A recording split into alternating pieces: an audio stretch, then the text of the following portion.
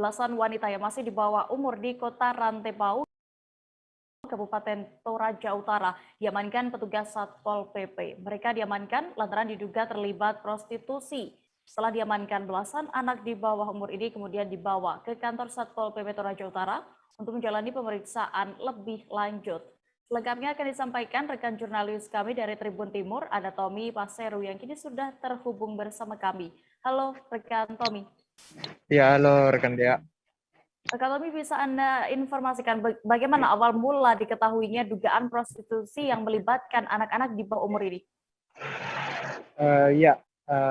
Dibongkarnya dugaan prostitusi yang melibatkan anak di bawah umur ini, awalnya petugas Satpol PP mendapat laporan dari sejumlah masyarakat, sehingga petugas Satpol PP mendatangi atau menggerebek sejumlah indekos atau kamar kos di Kota Rantebau, Kabupaten Toraja Utara. Alhasil dalam penggerebekan tersebut, belasan wanita yang masih di bawah umur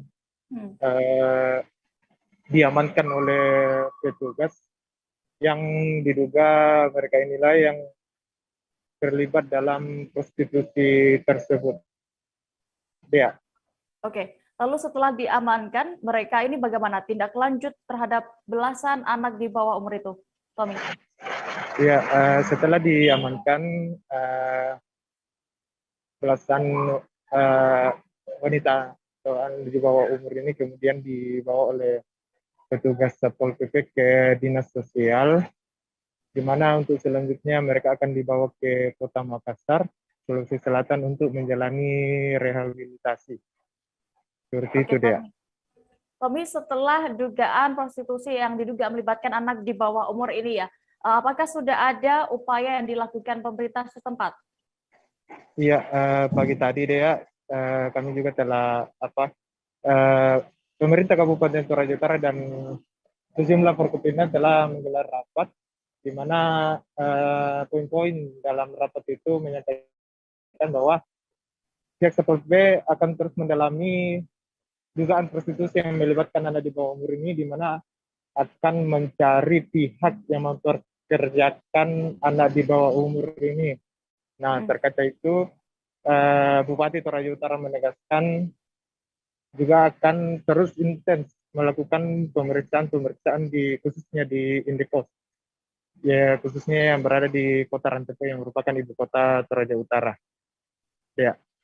Ya, baik. Tribuners, berikut kami tampilkan hasil wawancara Tommy bersama pelaksana tugas Kepala Satpol PP Toraja Utara, Rianto Yusuf.